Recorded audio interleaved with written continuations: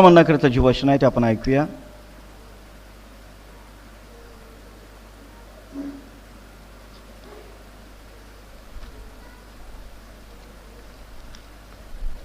मत्ते 28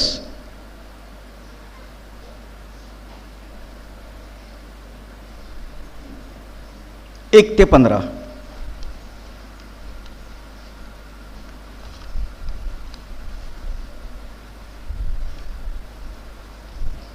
मत्ते 28 1 ते 15.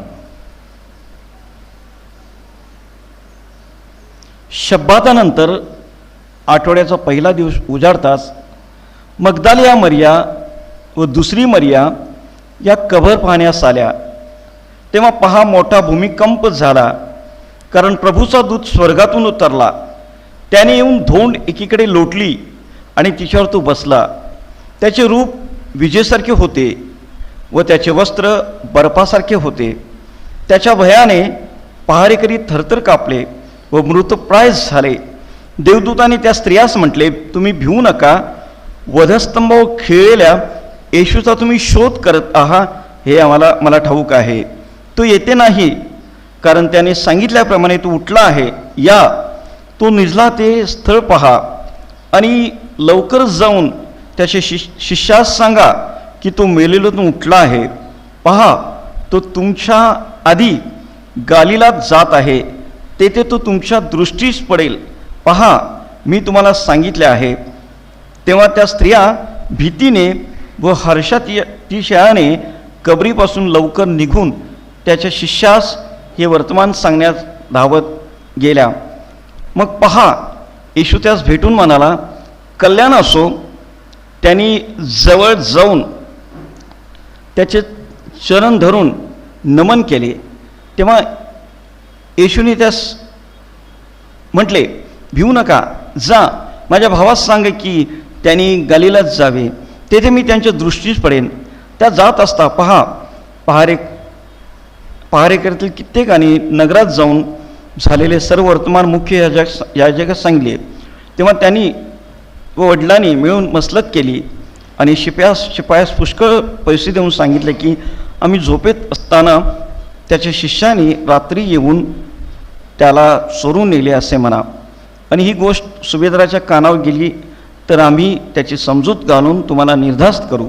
मग त्यांनी पैसे घेऊन शिकवल्याप्रमाणे केले आणि ही गोष्ट यहुदी लोकांमध्ये पसरवण्यात आली, आजपर्यंत चालू आहे. वाचलेले वचन देव आपण सर्वांसाठी आशीर्वादित करू. यावेळेस आपण प्रार्थना करूया.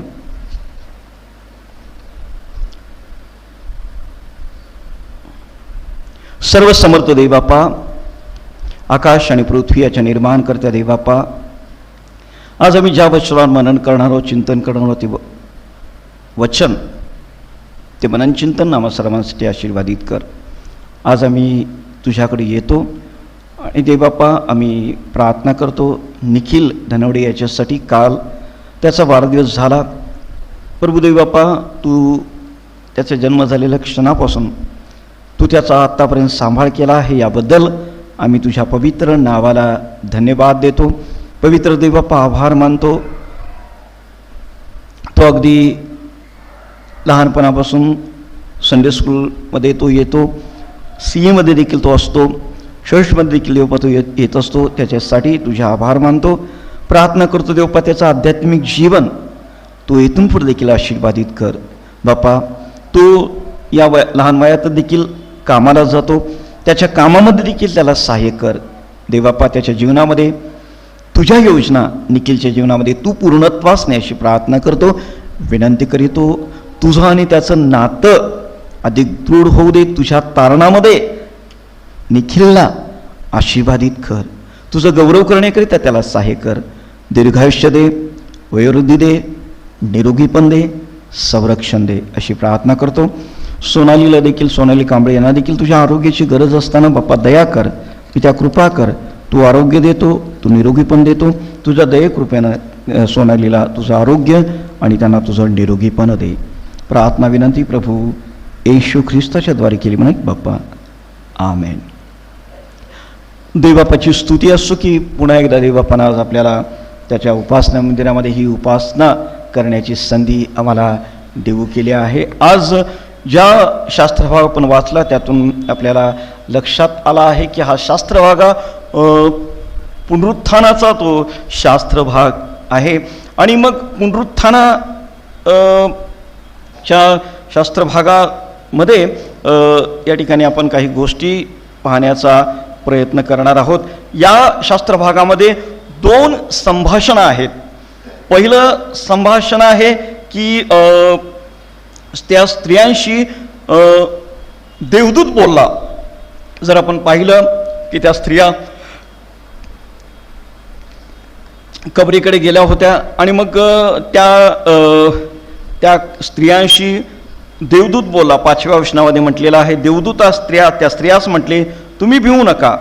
वधस्तंभावर खेळलेल्या येशूचा तुम्ही शोध करत आहात हे मला ठाऊक आहे. देवदूत त्यांच्याशी बोलला. आणि दुसरं 28वा अध्याय आपण पाहत आहोत. 8व्या वचनापासून पुढं त्या ठिकाणी आपण वाचूया पुन्हा एकदा. तेव्हा त्या स्त्रिया भीतीने हर्षातिशयाने कबरीपासून निघून त्याच्या शिष्याचे वर्तमान सांगण्यास धावत गेल्या. मग पहा, येशू त्यास भेटून म्हणाला, कल्याण असो. त्याने जवळ येऊन त्याचे चरण धरून नमन केले. तेव्हा येशूने त्यास म्हटले, भिवू नका, जा माझ्या भावास सांगा गलिलात जावे, तेथे मी त्यांच्या दृष्टीस पडेन. 2 संभाषणं आहेत. एक देवदूतांनी या स्त्रियांशी केलेलं संभाषण आणि प्रभू येशू ख्रिस्तानं या स्त्रियांशी केलेलं संभाषण. आज आपण या थोड्या वेळामध्ये प्रभू येशू ख्रिस्ताने या स्त्रियांशी केलेलं संभाषण, त्यातून प्रभू येशू ख्रिस्तानं त्यांना ज्या काही गोष्टी सांगितल्या त्यातून आपण थोडा वेळ पाहण्याचा प्रयत्न करूया. 3 गोष्टी या ठिकाणी अशा दिसतात की ज्या प्रभू येशू ख्रिस्तानं त्यांना दिलेल्या आहेत. 9 आणि 10 वचनामध्ये त्या 3 गोष्टी आम्हाला दिसतात. त्या गोष्टी प्रभू येशू ख्रिस्तानं या स्त्रियांना दिलेल्या आम्हाला दिसतात आणि त्या गोष्टी पाहण्याचा प्रयत्न करूया. पहिली गोष्ट काय दिली आहे तर पहिली गोष्ट, प्रभू येशू ख्रिस्तानं या स्त्रियांना आशीर्वाद दिला. 9वं वचन बघा, येशू त्यास भेटून म्हणाला, कल्याण असो. हा एक आशीर्वाद आहे, तुमचं कल्याण असो. योहानाचं शुभवर्तमान 20वा अध्याय 19व्या वचनामध्ये आपण जर बघितलं तर तिथं देखील 2 वेळा उल्लेख या ठिकाणी आढळतो की प्रभू काय म्हणत आहे प्रेषितांना.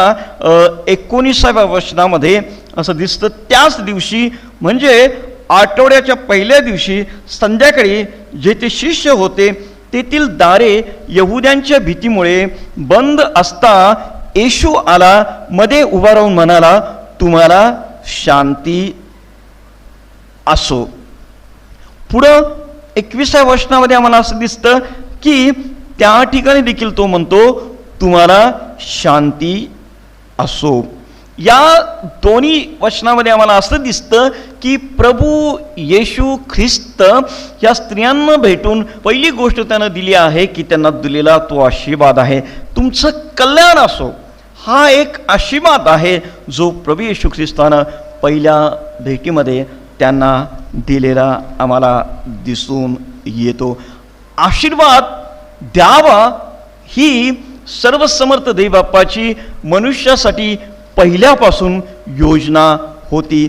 उत्पत्ती याचा पहिला अध्याय आम्ही बघितला तर या ठिकाणी आम्ही पाहतो की उत्पत्तीच्या पहिल्या अध्यायामध्ये 27 पासून पुढं जर 26-27 आपण जर वचन वाचलं मनुष्याची निर्मिती, त्यामध्ये आम्हाला असं दिसतं. उत्पत्ती पहिला अध्याय 26 आणि 27 आणि 28 वचन आपण त्या ठिकाणी वाचूया. मग देव बोलला, आपल्या प्रतिरूपाचा व आपल्याशी सदृश असा मनुष्य आपण करू, समुद्रातील मासे, आकाशातील पक्षी, ग्रामपशु, अवघी पृथ्वी व पृथ्वीवर रांगणारे सर्व प्राणी, यावर ते सत्ता चालवतील. देवाने आपल्या प्रतिरूपाचा मनुष्य निर्माण केला. देवाचे प्रतिरूप असा तो निर्माण केला, नर व नारी अशी ती निर्माण केली. देवाने त्यांना आशीर्वाद दिला. देव त्यांना म्हणाला, फलद्रूप व्हा, बहुगुणित व्हा, पृथ्वी व्यापून टाका व ती सत्तेखाली आणा.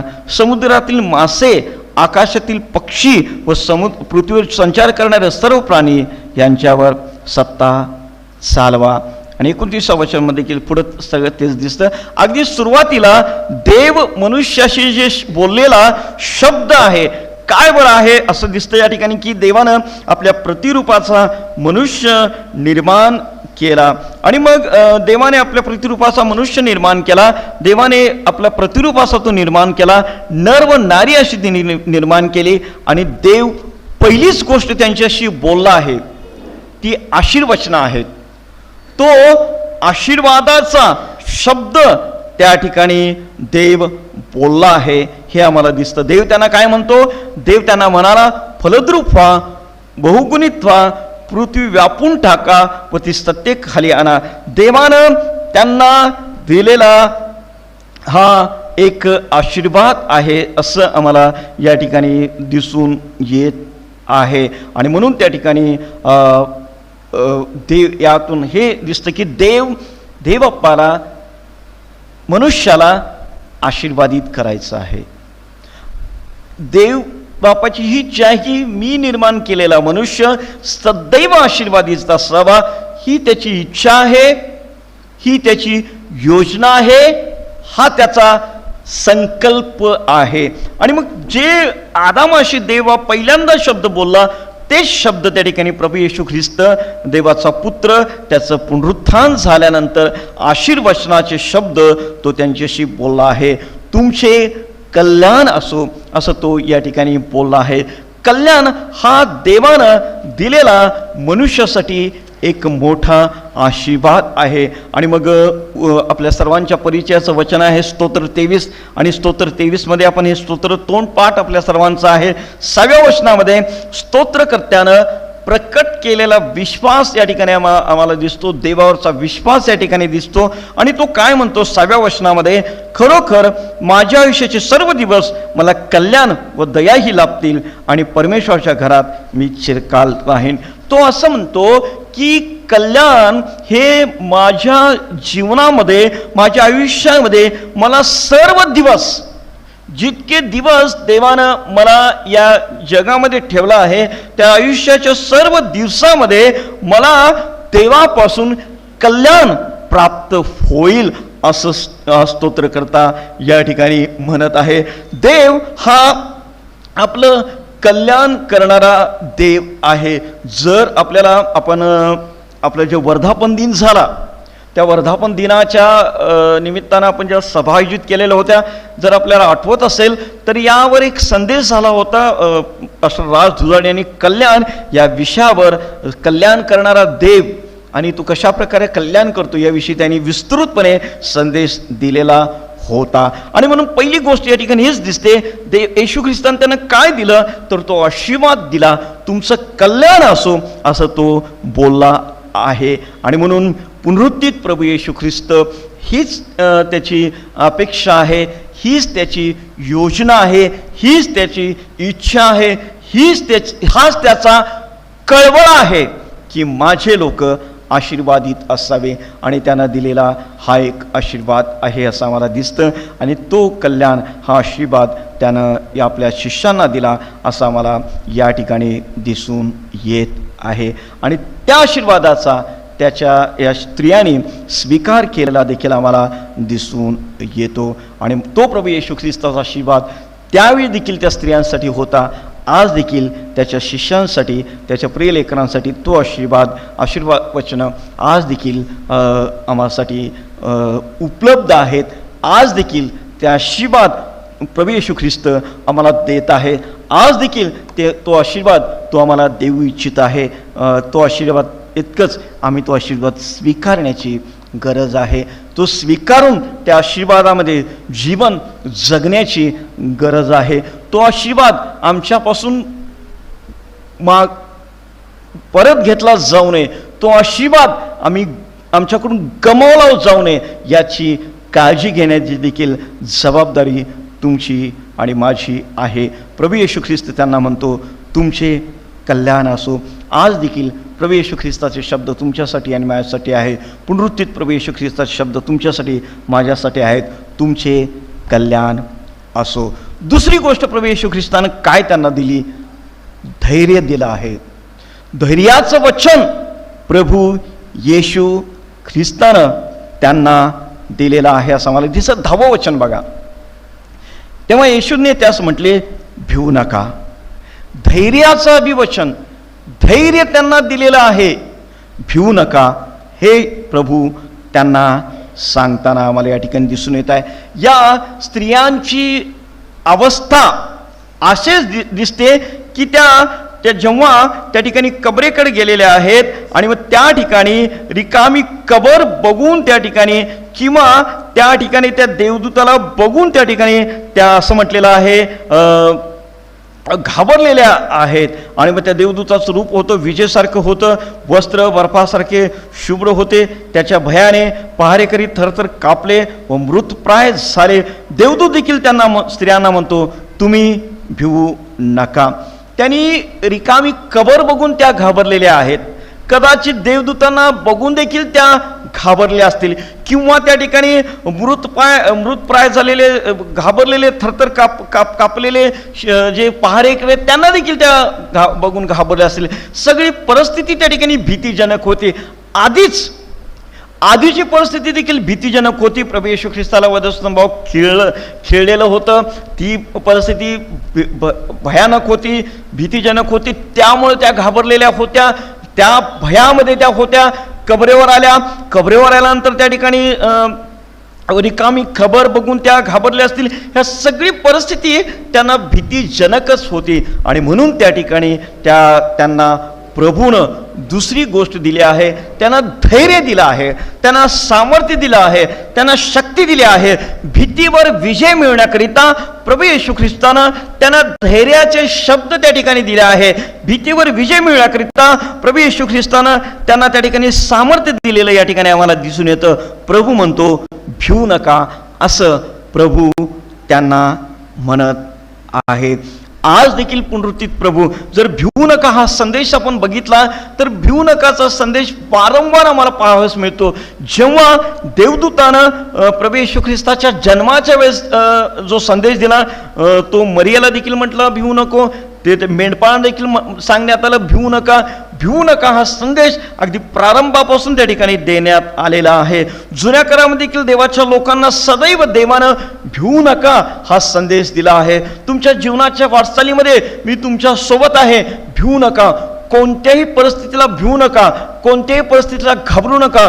कोणतीही परिस्थिती तुमच्या समोर येऊ दे, कोणतीही परिस्थिती तुमच्यावर येऊ दे, तुम्ही कोणत्याही परिस्थितीमध्ये घाबरू नका हे प्रभू सांगत आहे. धीर देणारा पुनरुत्थित प्रभू येशू या ठिकाणी दिसून येत आहे. धैर्य देणारा पुनरुत्थित प्रभू येशू या ठिकाणी दिसून येत आहे. सामर्थ्य देणारा पुनरुत्थित प्रभू येशू ख्रिस्त या ठिकाणी तुम्हाला आणि मला दिसून येत आहे. दुसरी गोष्ट प्रभू येशू ख्रिस्ताने त्यांना दिली म्हणजे धैर्य दिलेलं आहे असं मला दिसतं. तो भिवू नका हे त्या ठिकाणी तो म्हणत आहे. आज देखील पुनरुत्थित प्रभू येशू ख्रिस्त त्याच्या शिष्यांना, त्याच्या मंडळीला, त्याच्या प्रिय लेकरांना हेच धैर्याचे शब्द तो देत आहे. भिवू नका, भिवू नका, भिवू नका हे शब्द तो देत आहे. कोणत्याही परिस्थितीमध्ये तुम्ही भिवू नका. कोणत्याही गोष्टीची तुम्ही भीती बाळगू नका. कोणत्याही प्रसंगाची तुम्ही भीती बाळगू नका असं या ठिकाणी तो सांगत आहे असं आम्हाला दिसून येतं.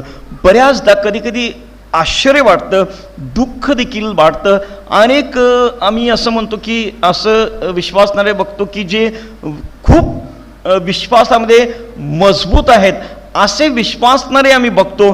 पण काही प्रसंग, एखादा असा मोठा प्रसंग आला तर ठीक आहे, आम्ही मोठ्या प्रसंगामध्ये मनुष्य आहे, आम्ही दुर्बल आहोत, आम्ही अशक्त आहोत, आम्ही दुर्बल असे मनुष्य आहोत. मोठा एखादा प्रसंग आला की तेव्हा भीती वाटली तर ठीक आहे. पण अनेक विश्वासणारे मी बघतो की लहान सहान गोष्टीमध्ये देखील ते भीत असतात, घाबरत असतात असं आम्हाला दिसून येत आहे. आणि मग प्रभूचं हे अभिवचन आहे ते या लोकांना त्या ठिकाणी सामर्थ्य देणार आहे. प्रत्येक विश्वासणाऱ्यांना हे वचन, हे अभिवचन सामर्थ्य देणार आहे.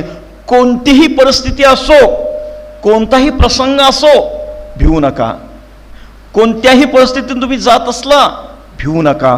हे पुनरुत्थित प्रभू येशू ख्रिस्ताचे धैर्य देणारे शब्द, पुनरुत्थित प्रभू येशू ख्रिस्ताचा धैर्य देणारा संदेश, पुनरुत्थित प्रभू येशू ख्रिस्ताचा सामर्थ्य देणारा संदेश आहे.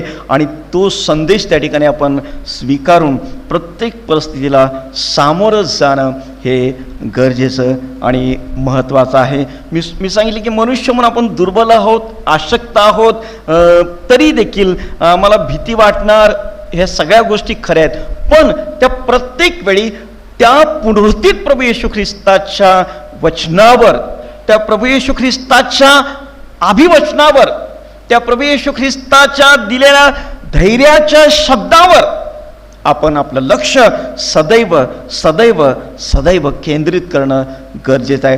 पुनरुत्थित प्रभू येशू त्यांना म्हणत आहे, भिवू नका, असं तो म्हणत आहे. दुसरी गोष्ट त्यांना प्रभूने दिली, भिवू नका, ही धैर्याचं वचन, धैर्याची वाणी त्यांना दिली. तिसरी गोष्ट प्रभूनं त्यांना काय दिलेली आहे हे आपण या ठिकाणी पाहण्याचा प्रयत्न करूया. तिसरी गोष्ट काय दिली? आपण बायबल वाचला आहे, शास्त्रभाग आपण वाचला आहे, कदाचित आपण बारकाईनं जर त्या ठिकाणी बघितलं आहे तर आपल्या लक्षात आला आहे. पहिली गोष्ट आशीर्वाद दिला, दुसरी गोष्ट धैर्य दिलं, तिसरी गोष्ट काय दिली? जबाबदारी दिली. या स्त्रियांना जबाबदारी दिली. कोणती जबाबदारी दिली? प्रभू येशू ख्रिस्त त्यांना आशीर्वाद देतो, धैर्याचं अभिवचन देतो, त्यासोबत जबाबदारी देखील देतो. अगदी उत्पत्तीच्या पुस्तकापासून प्रकटीकरणापर्यंत आपण पाहिलं तर हे सत्य आहे. प्रभू सर्वसमर्थ दैवबाप्पानं आपल्या लेकरांची काळजी घेण्याची वचन दिलं आहे, आपल्या लेकरांना आशीर्वाद दिला आहे, त्यासोबत जे काही दिलं आहे त्यासोबत त्यानं जबाबदारी देखील दिली आहे. आज काय झालं आहे? आज बऱ्याचदा देवानं मला काहीतरी द्यावं, ह्या देवाची जबाबदारी आहे की मला आशीर्वाद द्यावा, देवाची जबाबदारी आहे माझा सांभाळ करावा, देवाची जबाबदारी आहे माझी काळजी घ्यावी. हेच लोकांना माहीत आहे. पण मला काय, माझी देखील जबाबदारी आहे, या स्वतःच्या जबाबदारीची जाणीव लोकांना नाही, किंवा मला जबाबदारी देवानं काहीतरी दिली आहे याचा लोकांना विसर पडलेला आहे. माझं तारण केलं, होय माझं तारण केलं. जेव्हा मी प्रभू येशू ख्रिस्ताला माझा वैयक्तिक तारणारा म्हणून स्वीकारलं, जेव्हा मी माझं प्रभू येशू ख्रिस्तासमोर माझं पाप कबूल केलं, माझ्या पापांचा पश्चाताप केला, मी माझ्या अंतःकरणामध्ये त्याचा स्वीकार केला, त्याला प्रभू आणि म्हणून त्याचा तारणारा म्हणून मी त्याला स्वीकार केला, त्यावेळी त्यानं माझं तारण केलं. येशूच्या रक्तानं मी धुतला गेलो, मला तारण त्यानं केलं, माझं तारण केलं. पण त्याचसोबत मला जबाबदारी देखील दिली आहे, सत्कृत्य करण्याची जबाबदारी दिली आहे. बऱ्याचदा देवानं दिलेल्या जबाबदारीकडं असंख्य लोकांचं दुर्लक्ष होत आहे. अगदी प्रारंभापासून बघा, आदामाला देवानं त्या ठिकाणी आशीर्वाद दिला, फलद्रूप व्हा, बहुगुणित व्हा, सर्व सत्ता चालवा हे देखील सांगितलं. त्यासोबत आदामाला देवानं जबाबदारी देखील दिली होती. काय जबाबदारी दिली होती? बागेची मशागत करण्याची, काळजी घेण्याची जबाबदारी. आपण जर उत्पत्तीच्या पुस्तकामध्ये बघितलं तर त्या ठिकाणी आम्हाला ते दिसून येत आहे. मशागत करणं, बागेची काळजी घेणं ही जबाबदारी त्या ठिकाणी आदामाला देवानं दिलेली होती असं मला दिसतं.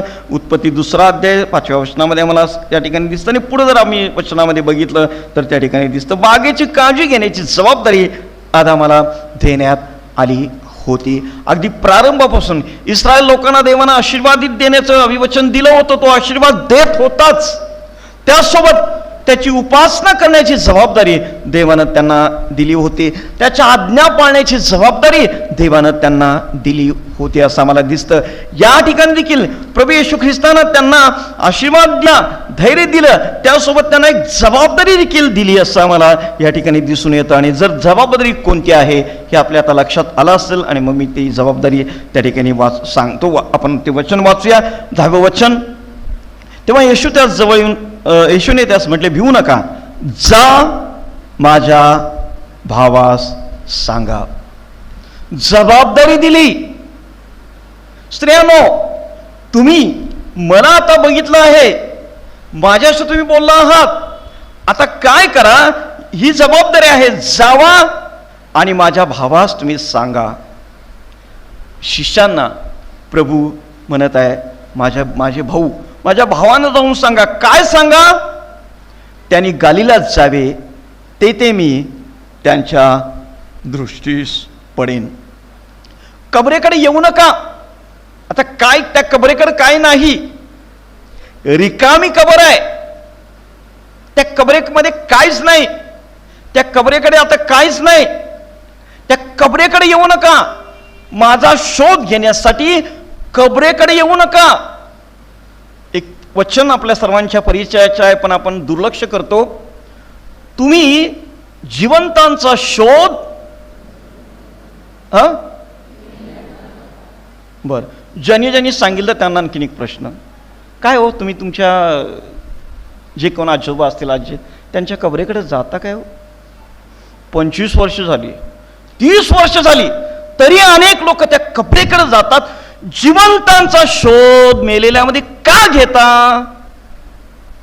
आहेत काय हो तिथे ते लोक? प्रभू येशू त्यांना म्हणत आहे, जा त्या कबरेत. आता मी नाही, बघू नका तिथं. मी तुम्हाला कुठं भेटणार आहे? गालिलात भेटणार आहे. आपले विश्वासणारे प्रियजन ख्रिस्तावर विश्वास ठेवून झोपी गेलेत. ख्रिस्ताशी एकनिष्ठ राहून जीवनाच्या शेवटपर्यंत ते प्रभूशी प्रामाणिक राहिलेत, एकनिष्ठ राहिलेत. आपल्या पहिल्या पिढीला पहिली पिढी त्यांना खूप त्रास झाला. विश्वासामध्ये आपल्या विश्वासामध्ये राहण्याकरिता त्यांना खूप त्रास झाला. आम्हाला काहीच नाही, पण जी पहिली पिढी होती आपली जुनी लोक खेडेपाड्यात, नाही, त्यांना खूप त्रास झाला. त्या विश्वासामध्ये ते टिकून राहिलेत, ते विश्वासामध्ये झोपी गेले. देवानं दिलेला आत्मा देवाकडे गेला, शरीर मातीस मिळालं, माती झाली.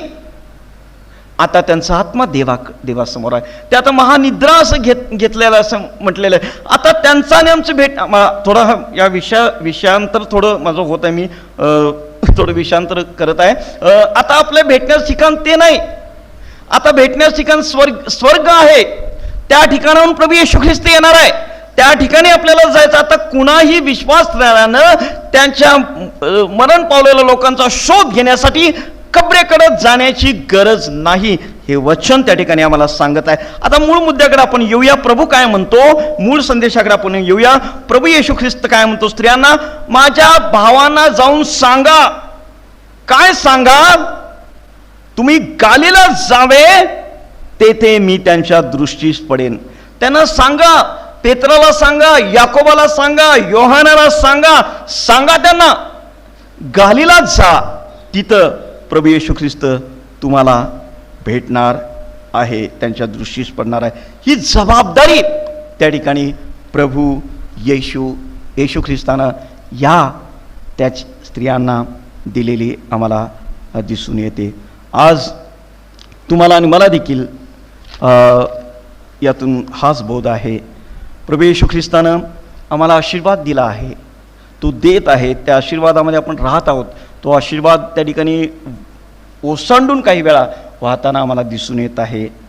तो प्रभू येशूचा आशीर्वाद आज देखील आमच्यासोबत आहे. तो आज देखील आम्हाला म्हणतो, तुमचं कल्याण असो. आज देखील प्रभू येशू ख्रिस्ताचे धैर्याचे वचन आमच्या बरोबर आहे. प्रभू म्हणतो, भिवू नका, मी तुमचा सांभाळ करणार आहे, मी तुमची काळजी घेणार आहे. मृत्यू छायेच्या दरीतून जरी तुम्ही जात असला तरी भिवू नका, मी तुमच्या सोबत आहे. भिवू नका, धैर्याचं वचन त्यानं आम्हाला दिलेलं आहे. त्यासोबत प्रभूनं आम्हाला दिलेली जबाबदारी देखील आहे. माझ्या भावास सांगा, ही स्त्रियांना दिलेली त्याने जबाबदारी आहे. तुम्हाला आणि मला देखील या ठिकाणी एक जबाबदारी आहे की आम्ही देखील ज्यांना ख्रिस्त माहीत नाही त्यांना विषयी सांगणं ही तुमची आणि माझी जबाबदारी आहे.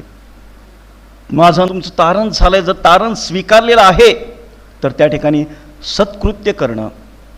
ख्रिस्ताच्या रक्ताने मला मी शुद्ध झालो आहोत, माझ्या पूर्वीच्या पापांचा ख्रिस्तानं मला क्षमा केले आहे, तर पुन्हा मला पाप करायचं नाही, तर सत्कृत्याचं जीवन जगत मला माझं जीवन आचरण करायचं आहे. आणि त्याचसोबत जबाबदारी हीच आहे की मला सुवार्ता सांगायची आहे.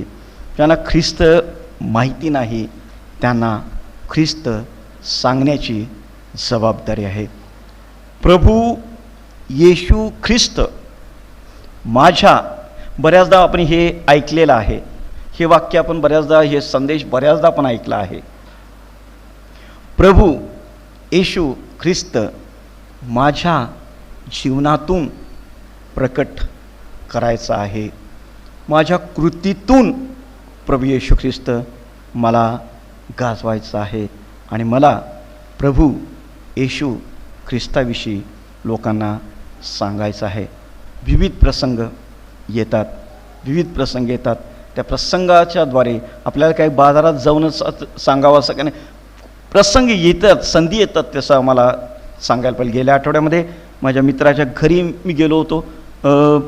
त्या मित्र थोडा ख्रिस्ती पण नाही, असं थोडंसं मिक्स आहे, पण त्याची दोन्ही मुलं बौद्धिस्ट विचारसरणीची आहेत. आणि मग विचार बोलता संधी मिळाली आणि मला त्यांना येशू ख्रिस्ताविषयी थोडक्यात सांगता आलं.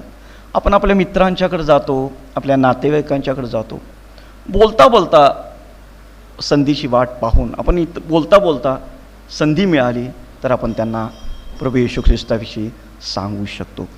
जबाबदारी आहे.